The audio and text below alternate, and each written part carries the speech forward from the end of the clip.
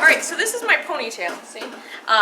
This is the ponytail that I've cut off of my girl, and it's gonna be hard to carve out this way, so I'm gonna split it in half.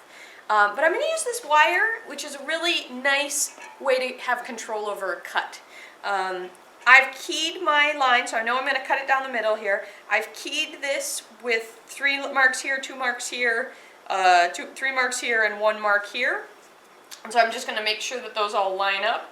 I'm going to hold my ponytail on either side, and I'm just going to bring this straight down through this standing wire.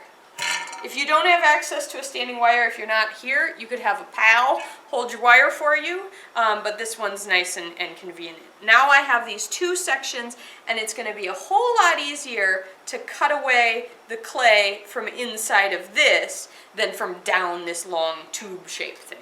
All right, so we'll move over to the other spot and we'll actually start cutting these apart. Thanks.